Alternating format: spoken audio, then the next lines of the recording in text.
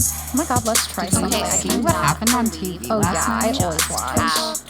Oh my god. It's so fun. It was so Yeah, good. I watched that. Yeah. Cool. Hi guys, I'm Stevie. I'm Talena, and this is Twin Talk. So we are already in our third week of Bachelorette. Wow. It's crazy, and it's so funny because when it gets to this point, they're like, we're so far into the game, and I'm like, I guess they are. I mean, 3 weeks is a long time. 3 weeks is almost a quarter of the way done. Yeah, to sort of get to know these people, and there's a lot of things we don't even see on air. Right. So to me, I still don't know half of these people. They were calling at the end of the rose ceremony. They were calling people, and I'm like, who the fuck was that? I have no idea who you were. I mean, obviously those people aren't going to make it very far, just because if they have no screen time, they're not in any promos. Right. You know, they maybe made it past this week, but they're not making it past next week. Especially with 2 bachelorettes, you know, they're cutting the fat like really quick. Really quickly. And it'll be interesting now that we'll get to the end of it, but they made the men choose. Mm-hmm. And so now it's interesting to see how the dates go. I mean, I'm assuming obviously they're not going to do any more group dates. They said that they were going to do group dates for next week. They'll do group dates for the but it'll individuals. Be exactly. So it'll be two Rachel's group date, and it'll be exactly. Gabby's It won't group be a date. full batch, you know. But I'm wondering, since the pool is so small now, in the sense of we ended with Rachel having 8, possibly 9. We'll get to that drama, and Gabby having 9 contestants. If one person goes on a one-on-one, then they each have 8 or 7, depending. Yeah. Group dates. So does everybody get to go on the group date now? I mean, it seems a little silly to be like, sorry, this one person doesn't get to go on a group date. Right. You know, so I actually do like that. I do like that these last couple of episodes, it hasn't been like you get picked for the group date. You just go on the group date. Right. I mean, what's 1 or 2 more people at the end of the day? Who knows? Yeah. You know, you might have a spark with that person. So. But I feel like usually when it gets to this point, because I feel like there's usually like 2 one-on-ones and a group date, and not everybody gets picked. But now that technically there's still a lot of men, but they're split into 2 groups, I'm wondering if, and obviously you only have 2 hours to air it, so I'm wondering if that's going to dwindle down. So now all of a sudden these 2 bachelorettes aren't going to get 2 one-on-ones; they get 1 one-on-one and 2, and then 1 group date each. Yeah. So we're still not seeing the meat of it because we have to get through so much content. Mm-hmm.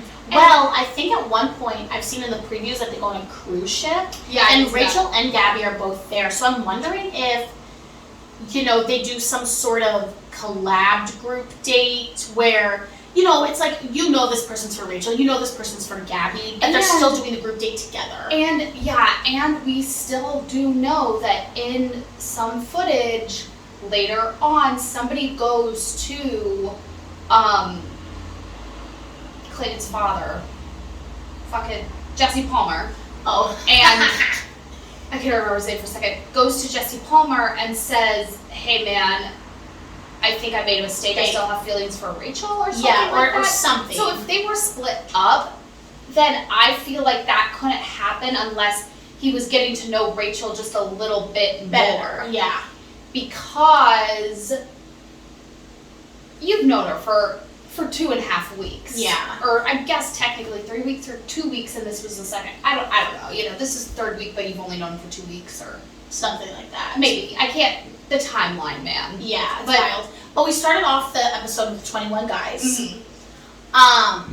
And the episode starts off with Rachel and Gabby chit-chatting and sort of discussing how they're going to move forward, which was the question America was asking, because they couldn't just keep, when they had them both give out a rose, and you even heard Mario say it. He said, I got my rose from Rachel, and Mario, remember, was who got the first impression rose from Gabby. Yeah. So Rachel called Mario's name, and Mario did talk to Rachel and Gabby, so he was playing and both Jesse fields. Palmer did say if you receive a rose, it is from Gabby and Rachel. So maybe collectively. So maybe it just worked out where she just said his name. But even just saying the name has power in it. Exactly. So it was strange that Rachel wasn't saying Nate's name and Gabby wasn't saying Tino's name. Right. And right now, those to me seem to be the front runners for those contestants. Yeah. So, there was a little weight behind it, I feel. And Mario even, sort of recognized that, But, yeah, I don't know. We started off with 21 guys, and I love that Gabby was like, at this point, if guys are still deciding between us, that's sketchy. It's like, and it's you true. have a gut feeling. And they're different. Rachel's short, Gabby's tall, Rachel's a blondie. Like, just talking about her physical attributes, which, let's be honest, that's what you're first attracted to. Right. For the most part. I mean, there is some sense of you still have to be physically attracted to that person. And Rachel and Gabby couldn't be any more different. Not only physically, but personality-wise. Right. So, to me, romantically, if you're still trying to figure it out after 3 weeks, and you don't know what you want, then you don't know what you want, and probably you're not ready, and that's okay. Yeah. But it just, in this timeline, it doesn't seem like you would be ready for an engagement or for a proposal if you don't know what you want at this point. Mm-hmm. Once again, it's okay if you're there like, oh fuck, I don't know. But then maybe the show isn't for you. Exactly. The first one-on-one Rachel got, and it was really cute. Like, that sort of, if I had to pick, a date to go on Bachelor history, I would love to do something like that. Yeah, it was really fun. She was Zach Karamo from Queer Eye, and he was on Dancing with the Stars. Mm-hmm. Hosted it. My only thing is the outfits were so atrocious. I was like, we need to get some Tan France up in here. Why is Karamo doing the outfits? Yeah, I was very confused. Like, and the final ones, the tux for Zach, tuxes are sort of universal, so he looked nice in the tux, but I cannot, like, that she looked like a Gatorade bottle. Yeah. In that, like, that dress, and it wasn't the cut of the dress that I didn't like. The cut of the dress was fine, but it was that weird lemon lime color. Yeah. I just was like, what? And then she added the feather must have been shawl or something over it, and I felt like it just sort of, she's so little, I felt like it sort of swallowed her up. I mean, I thought she looked gorgeous, but it just wasn't my style, and I don't know if the outfits that they were trying on were supposed to be funny, but I had the feeling they weren't supposed to be funny, and they were not cute. Those first ones they popped out in, that like brown dress, I was like, who the fuck would make this? It was to us, I don't know, did you guys like the outfits? Because I thought they were hideous. I thought the outfit she showed up in to the date was really cute. It was like like 70s. Exactly, yeah. She had the orange platforms, the like floral sort of. I liked that outfit enough, but so anyway, enough about the outfits because I just was upset. I was just like, this is not okay. But Zach, obviously, you can tell Zach is obviously there for Rachel. He made those intentions very clear. I mean, when he saw her, his face lighted up. He went right in for the kiss. Yeah. There was no hesitation. There was no awkwardness. Right. He's there for Rachel. So. Well, and he even said that. He said it doesn't matter that there's 2 bachelorettes. Like, I'm here for you. Yeah. He said that. Those cute little desserts they had? Do you think they're real? They look so cute, those little macaroons. Yeah, I was like, I'll have one. I feel like those desserts were probably real. It's when they're sitting down at dinner that food is fake. And I'm just like, what? Why? I know it's all for presentation. Do these poor people get to eat? They do. They eat before they go, and then they sit down in the setting so they can talk and stuff, but the food is like fake. The wine best not be fake. I'd be like, I need some wine. So for the evening part of their date, they went to this beautiful movie gallery, and they walked in on the red carpet, and there was paparazzi, and they got to like pose for the cameras. It was really sweet. And it was really sweet when Zach was like kisses. And they were just so pure and sweet. He seems like he could be. He seems like he's playful and fun, but he doesn't seem like a goofball where it's like, okay, you need to grow up. Like, he seems like a grown-ass man that can have a good time and be cute and funny. And now I do think Rachel is attracted to that because, during Clayton's season, he was just, like, watching fucking bread bake or something. Like, there was no, like, it wasn't fun to watch him. But now that he's with Susie and they're, like, doing all these TikToks and they're being goofy, and I'm just like, why couldn't we have seen any of that in the show? Because to me, Clayton wasn't goofy in the show. He was boring. He was. But you know what? They did that same thing with Matt James. Yeah. Matt James had the personality of a 2x4 with a face drawn on it. Like, and he's actually funny. Like, I follow his TikToks, and he does some funny stuff, and he seems like sort of goofy and out there, and we didn't get any of that. So they've really been doing The Bachelor's dirty. And editing it strange. So that's why I think, like, you know, that's something I've noticed now that I'm watching Clayton's Reels and TikToks with Susie and all this stuff, and like, why was Rachel attracted to him so much? I can kind of see Zach and him having similar personalities. Similar qualities in their personality. Yeah. Maybe not the same personality, but similar qualities within their personality. For sure. Yeah, their little slides. So they sat down and Matt White played the piano, and then it did this slideshow of them growing up, and it was really cute, and they got to reconnect. It was so funny because Zach was telling Rachel the story about when he was younger, his dad would take him to like any airport and they would watch the planes go by, and Rachel was like, I used to do that with my dad too, and we were like, wow, they watch planes. Like, it was just so crazy because I actually don't know anybody who does that. Yeah, I guess. So it does sort of seem like something like unique to certain families, but it is really special. I would say that they can share that, and since she is a pilot, and you know his dad was obsessed with aircraft, so I'm assuming he grew up around aircrafts and stuff. Right. You know, it is nice to sort of have that connection. Right. You know, so yeah. I was actually surprised that all of Rachel's baby pictures were brunette. I know. I would have never guessed that she was a brunette. I mean, obviously her hair is dyed. Yeah. But she looks good as a blondie. Yeah, I'm interested to see what she would look like now as a brunette. Brown hair. So this is something they've been doing this season that I get why they're doing it, but it's sort of like making me like go, I don't know what's happening, is they're breaking up the dates with other things. So in the middle of Rachel and Zach's date, they do that sometimes. And I'm just like, I just want to watch. I'm very. Yeah, like show me this date, show me what happened, show me the date. Yeah. Gabby went to the house to hang out with the boys. It was so awkward. It did not go well. It was so awkward, and you know, who knows? It could be editing, it could be whatever. Maybe somebody did pull her aside. Yeah, we don't know. Like, you know, the guys obviously weren't expecting her, so was it? I'm sure they all feel uncomfortable when that happened too, whether they're attracted to Gabby or not. Like, nobody knows the rules. Yeah. Nobody know. Can you just go walk up to Gabby and be like, hey, let's go have like some alone time? Talena, there are no rules.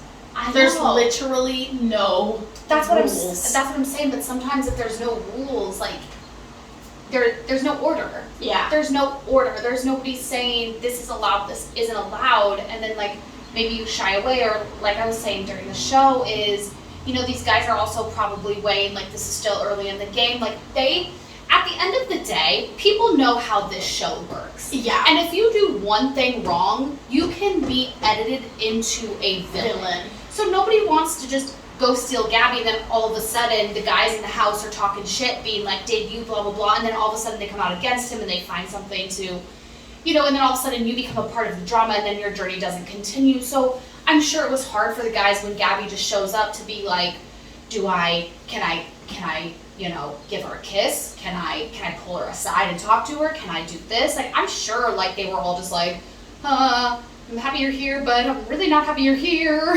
Yeah, I'm sure. But you could tell, like, Gabby was obviously very upset. Yeah. You know, so I guess, but that same thing happened with Claire, is that Claire went to go hang out with the guys and nobody pulled her aside, but nobody talked to her. That was the first night or whatever. Like, it was literally I'm pretty sure the first night, and she had met all the guys or whatever, and she had like sat, or maybe the second night, I can't remember, and she sat down, and then she like made a little speech or whatever, and then they're just sitting there and nobody's talking, and then she's like, wow, don't all try to talk to me at once. Yeah. It was so awkward. Yeah, it was awkward. Gabby picked Eric for her one-on-one dates. Yeah. I personally don't feel like they have any chemistry. I mean, I'm pretty sure he goes far, but I don't know. To me, it's just not there, but also I don't feel like it's funny because Gabby does seem kind of like,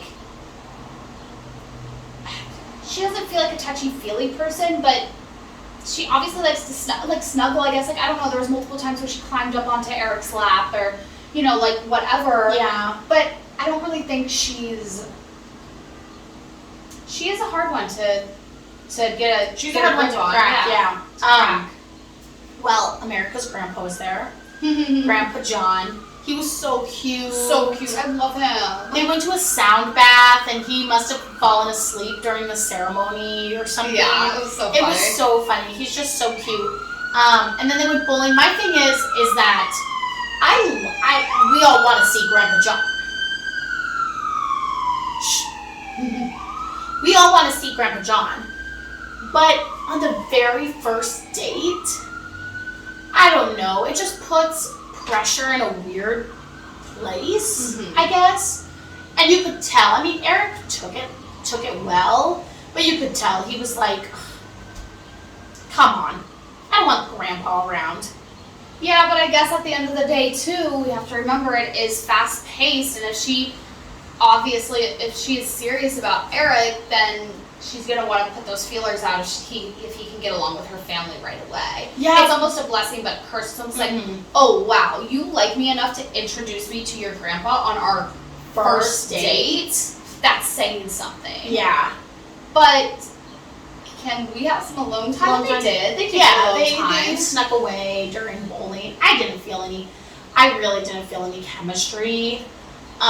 Even when they went to the dinner portion, Gabby had to step away. She needed to take a break because I guess she was telling her like personal life story about her mom, and we sort of heard a little bit about it in Clayton season, how she's tried to give her mom relationship after relationship, but her mom basically abandoned her and doesn't have the capacity to love her, or something along those lines. And you know, she was telling Eric this, and she was like, I need a minute. She went to go talk to the producers, and at first I thought it was because it didn't really seem that Eric was reciprocating a conversation. Like, it was sort of like she sort of spilled her guts, and then he was sort of like, and then just was sitting there. And was just sitting there. Editing. Exactly. But it did feel very like, oh, I just spilled my guts to you, you're just like, yeah. And so she went into this whole thing to producers about maybe she's too broken to love, and how could anybody love somebody who's so, hi sweet angel, do you love me?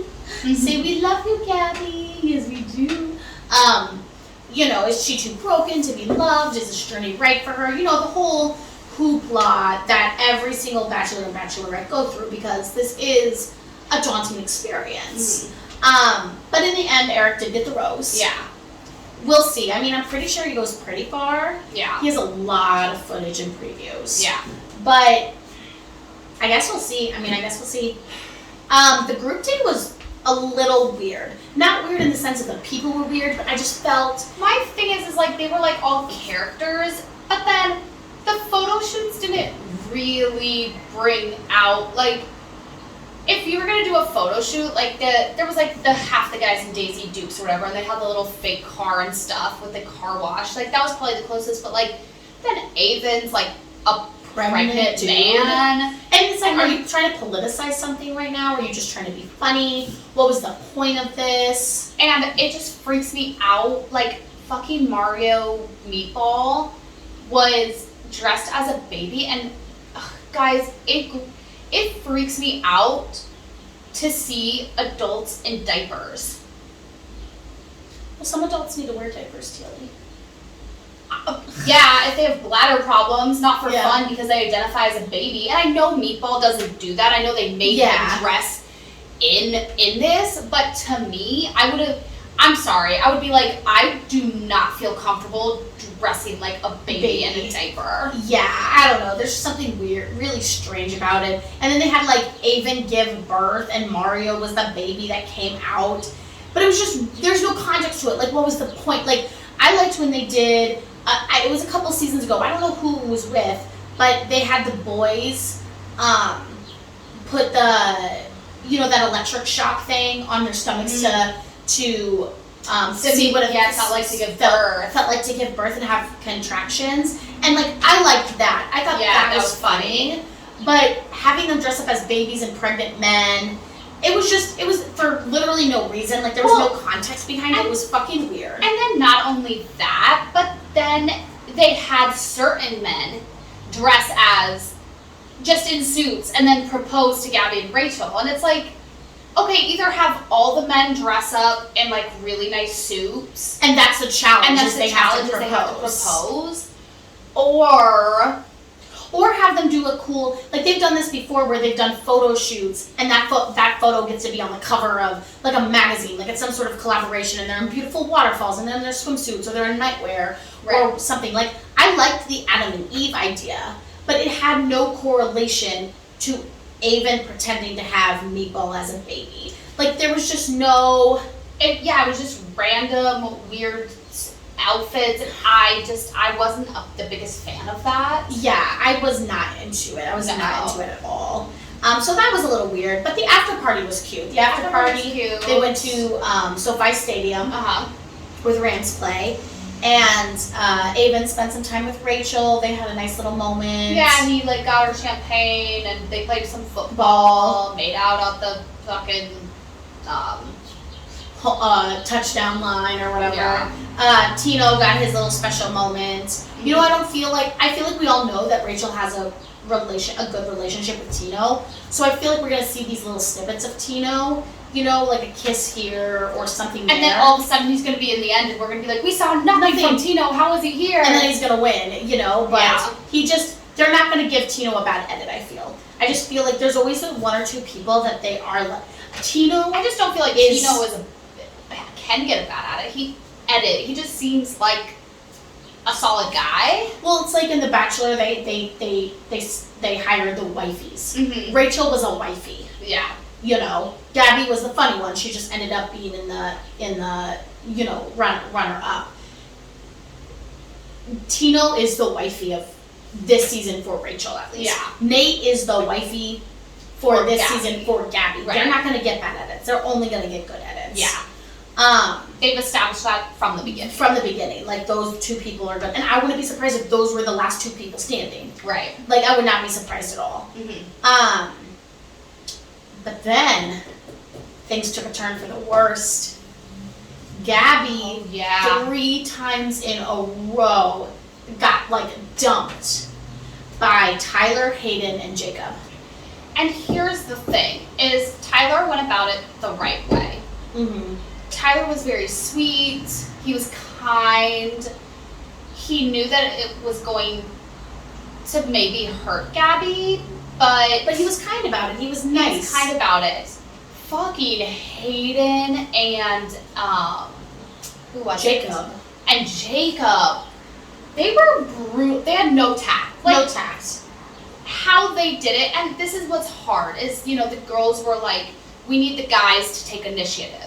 That's the first thing they said this episode, is how are we going to get the guys to choose us? And then they did, and then the girls kind of got upset that they did, but I understand why they're upset, because they said hurtful things. Hayden was like, you're rough around the edges. Like, I can't like you, you're rough around the edges. Instead of just being like, hey, like, I just wanted to be respectful of your time. I like Rachel. I'm going to pursue that relationship. I hope there's no hard feelings. I really hope that you find what you're looking for, because I think you're a great person. Yeah. And you're deserving of love. I just know that you're not my person. You're not my person, and that's not fair for me to do whatever. Instead of being like, oh, like, I don't like you. If you were the only Bachelorette, I'd be running out. Yeah, which is rough around the edges. Well, I like what Jacob somebody. said. No, I know. I'm talking about Jacob and Hayden, but the way they did it just had no tact whatsoever. Like, it was just rude and hurtful. Yeah, they're just stupid boys. Dumb. So yeah, Rachel gave Avon her rose, which nobody's surprised, but then Gabby didn't give out a rose. Right. Yeah, and Rachel was shocked. Rachel was like, she does that face. It was so funny. But, you know, they talked it out, and they had decided that they needed to put the power in their hands, so that instead of doing one rose that was from both of them, they were going to separate the roses, which how long could they have done? Oh, well, we both agree. What? Hey, they have a certain amount of roses to give out, and Rachel really wants Logan or something. Like, let's just throw out a name. Wants Logan, and Gabby's like, no. Yeah. I don't want Logan here. Like, what are they supposed to do? Yeah. It makes sense, at least now, going into, next week's going to be the 4th rose ceremony? It'll be the 3rd rose ceremony with 4th week. Because they don't have a rose ceremony the first night. Okay, yeah. Well, yeah, they canceled it because they wanted to keep everybody there. But they did get rid of people. Yeah. But it does make more sense for them to go on separate journeys now. The only problem with that is, I mean, they're going to have drama. I'm sure somebody's going to come back and say, oh, I actually wanted to pick Gabby, but I'm Team Rachel right now. Or some drama's going to happen. But if it's just 2 bachelorettes going on 2 separate journeys, then at some point, why didn't you just do a Katie and a Michelle thing where you just did double Bachelorette back-to-back Bachelorette seasons? Or you were just like, you know what, like, we're going to do Rachel first and Gabby second, or like that's the lineup, or something.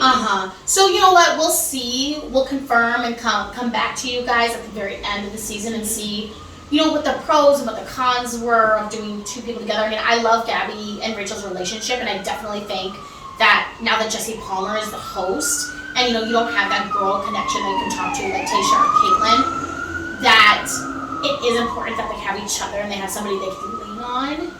I think that's important, and I'm all for Bachelorette there being a girl host, and for Bachelor there being a boy host. Yeah, I would like that. And you really being able to confide in those hosts. Right, like they're a part of your journey. So I do like that aspect of Gabby and Rachel being together, but if everything's going to be separate now, it sort of feels like, what's the point of having double bachelorettes? But we'll see how it plays out, because I honestly don't know how it's going to play out.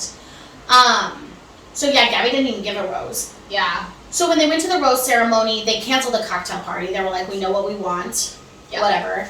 And there was winner's circles. And first when Avon was saying that, he was like, we're in the winner's circle. I was like, oh, come on, Avon, I like you. Don't say it like that. And then I was like, oh, the producers actually put them in, sort of like when they did the Bachelor songwriting contest thing. What was that called?